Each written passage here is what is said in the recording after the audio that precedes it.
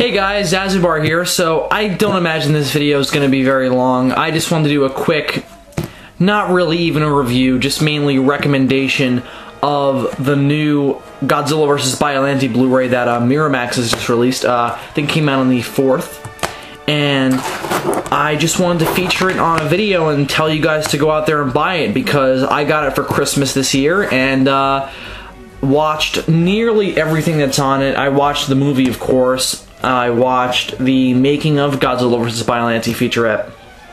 However, there is another feature on the special features called Behind the Design, which I imagine that's like what went into making the suits and stuff, even though they go into that in the making of. And I haven't seen that yet, so, but I don't imagine it would affect my opinion of the movie. So we're just going to do a quick little look at what exactly this thing is, and just, you know, the quality and of the Blu-ray and such. I'm just going to tell you guys to go out there and buy it. So let's take a look at the cover quickly. So here we have the cover of Godzilla vs. Biollante, and it's pretty damn good. I think the colors are pretty good. I like the picture of Godzilla they use. I like the font of the title. I like the picture of Biollante they used. The only thing I'm really not crazy about is the positioning, because it's like Godzilla is going towards Biollante, who is like way smaller than him in this shot, even though in the movie this version of Biollante is bigger than Godzilla. So it doesn't make a lot of sense that way.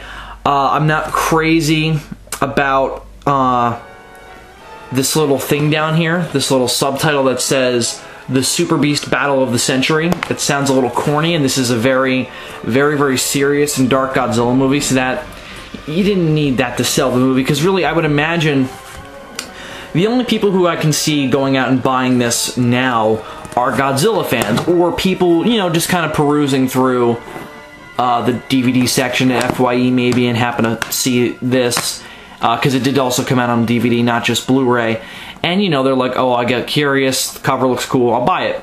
But you didn't need something like this corny to sell it or advertise it or describe the movie, because you've got a much more in-depth description on the back, which is really solid. It's a good brief summation of the film's plot, of what it's trying to do. It doesn't really emphasize that this is a sequel, which kind of bugged me, because Godzilla 1985 and Return of Godzilla is so important in this movie's plot. That being said, I think once people see the movie, they'll, you know, basically everything you need to know about Return of Godzilla is in the first 3 minutes of the movie. So, you know, I just wish they would have said sequel to 1984's movie, The Return of Godzilla. I think that would have been helpful to the non-Godzilla fan viewer, excuse me. I'm not sure how many of them exist who are gonna, you know, buy this.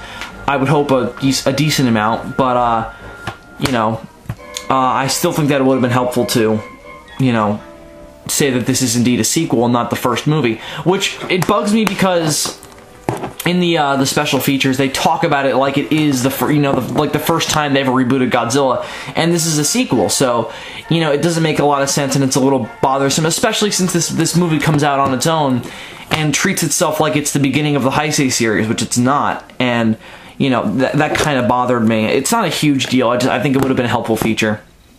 Overall, though, I think the cover is really cool. It just bugs me that Biollante is scaled wrong, and that little caption below it is silly. I like the colors a lot. They're pretty fitting of the movie itself.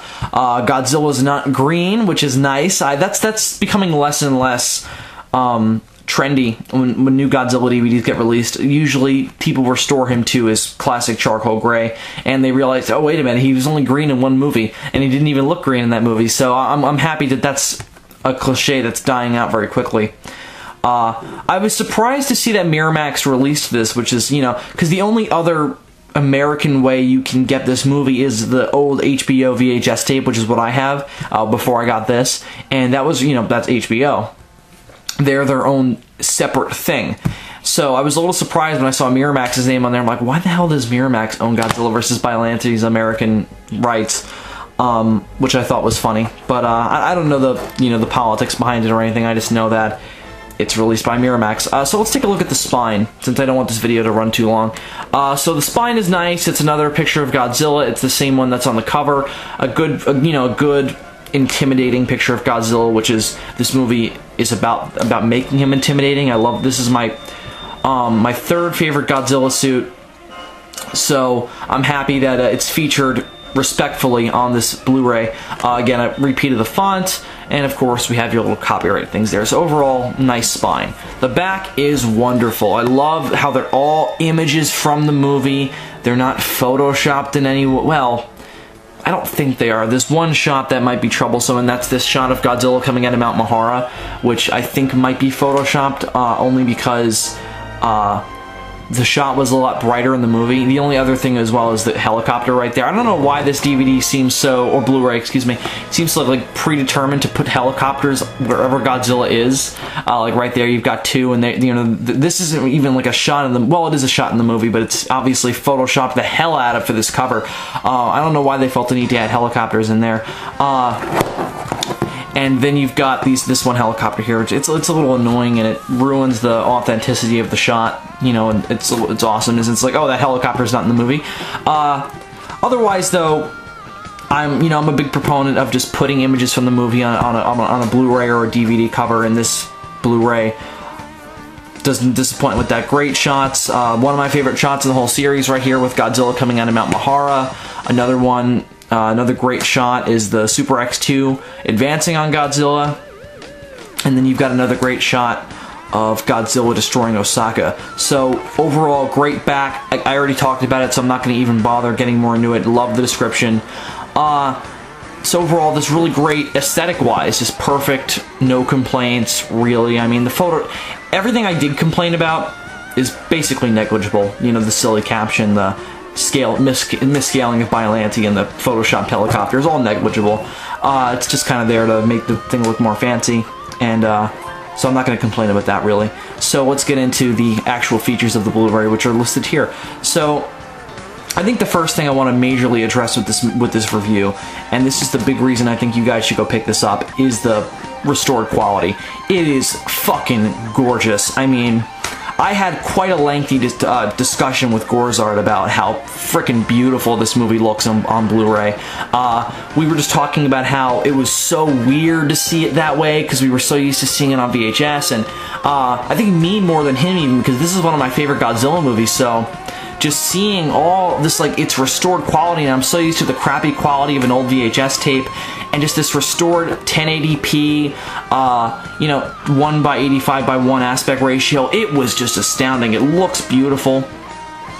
However, it's not, it still looks like the era in which it was made, which I like because it's not so, because the problem that a lot of people say when they see Godzilla movies restored, and I had this with the Criterion Collection Blu-ray for Gojira, is that it's so restored that sometimes you can see some of the creakiness of the effects. And I'm not saying that all Godzilla effects are creaky. I'm of course big fan of Sabraia's work and all of the suitimation, but in the original Gojira, there's of course that infamous shot where you can see Godzilla, the wire on Godzilla's tail, which was never really visible before until we saw it in high definition, and stuff like that.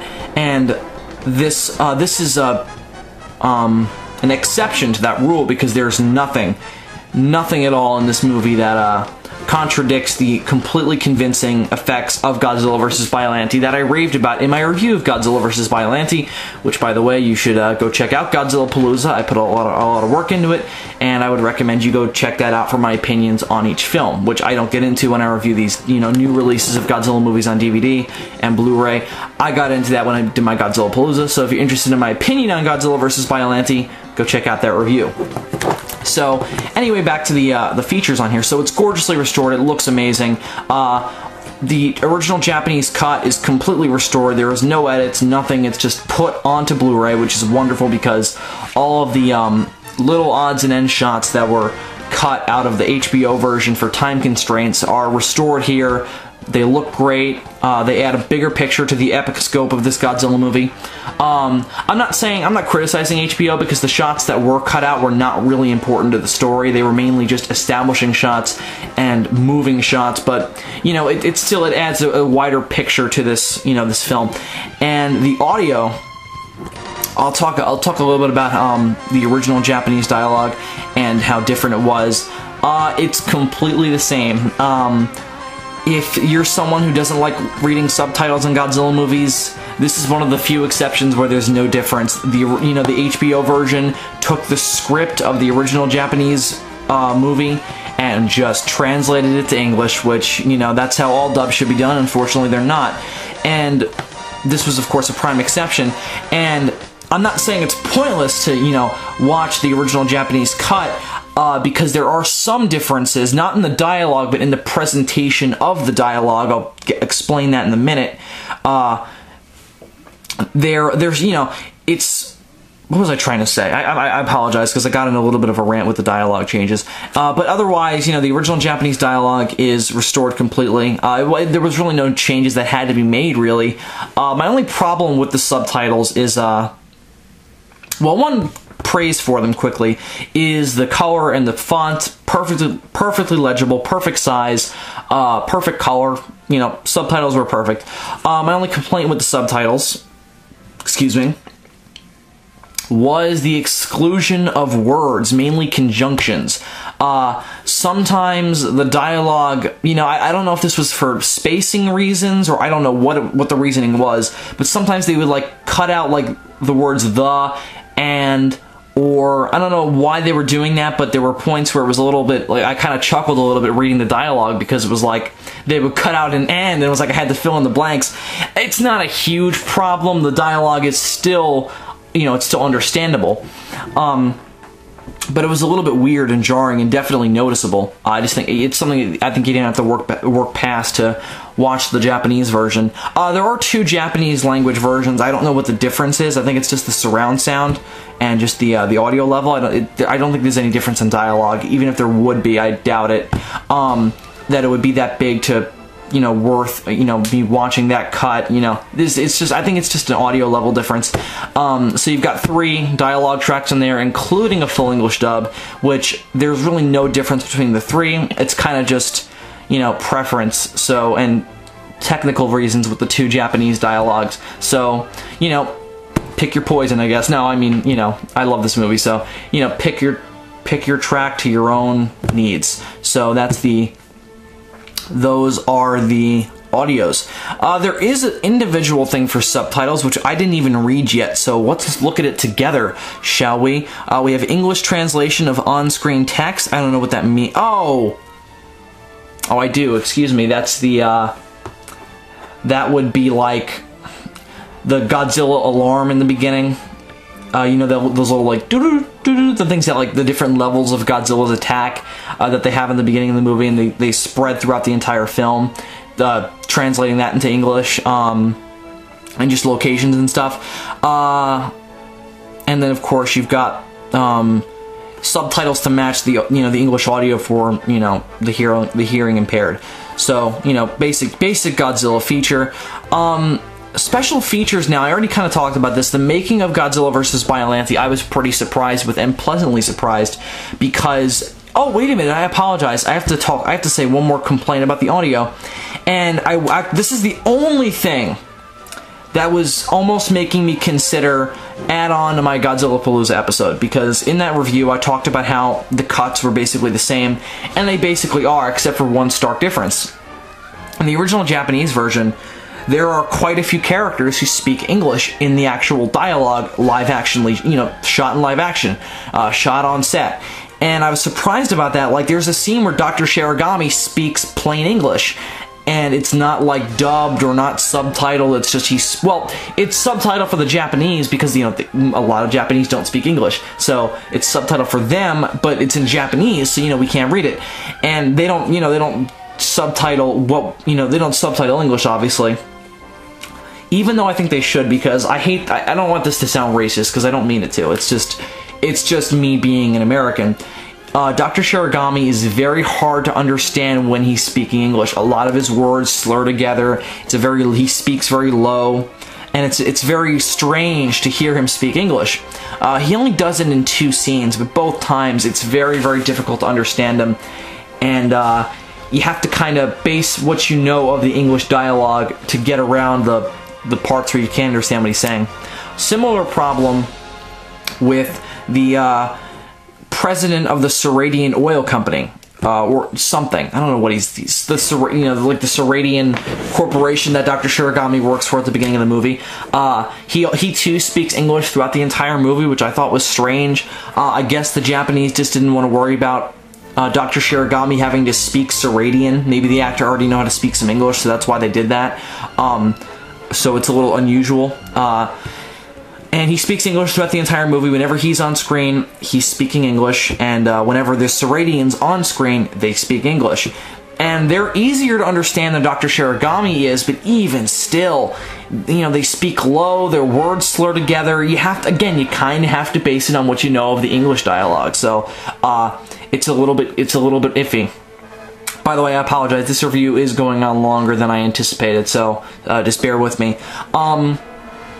And it's just it's a little strange. It doesn't ruin the movie, but it is kind of one reason that if it does bother you to just watch the English version, because all of the dialogue will be in Japanese. So, excuse me, will be in English. I apologize for that.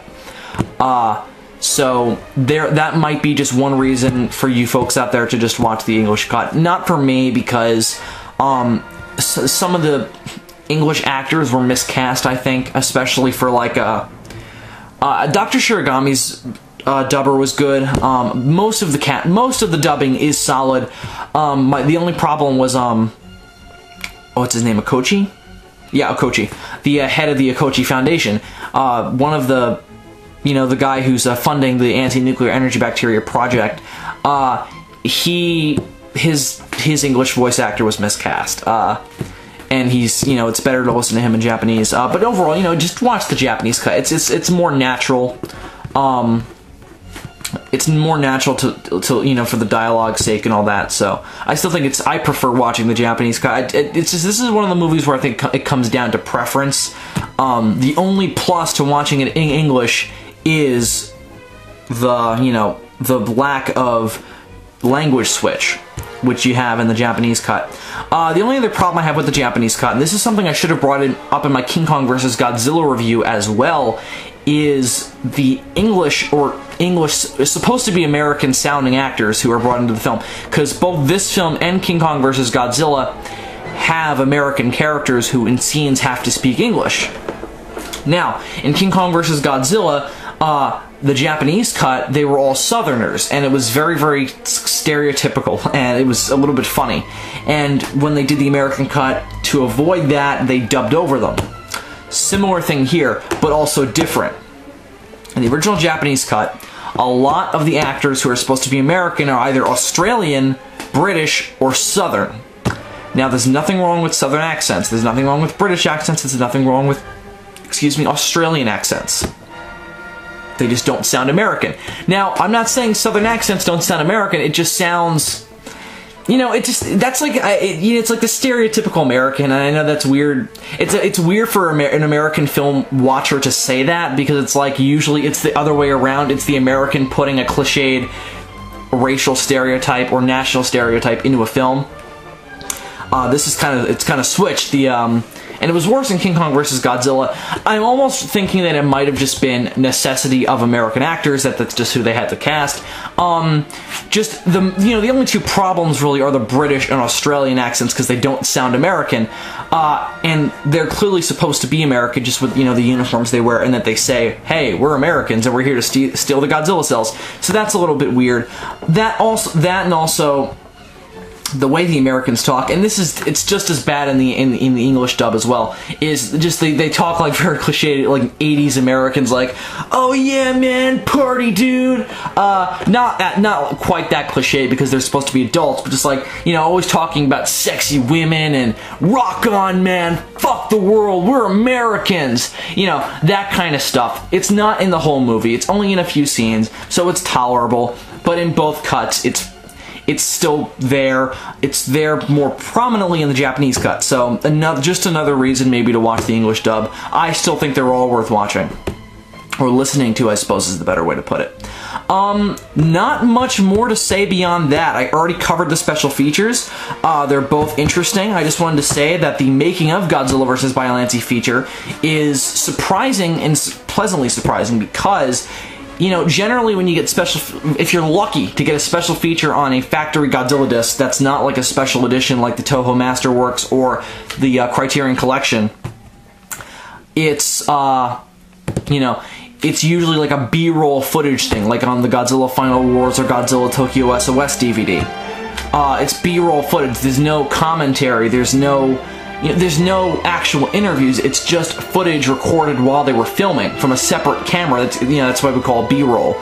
A-roll would be the actual footage they're using to shoot the film. B-roll is just some guy on the side recording the filming. So that's always interesting to watch. It's just not as involved and not as interesting. I always prefer, you know, interviews mixed in with B-roll footage and explaining what's going on in the B-roll footage. So I find that more informative, excuse me, and more interesting.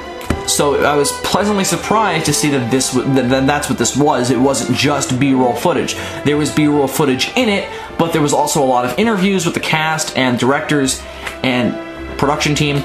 There's a lot, well, not really the cast, mainly just the production team.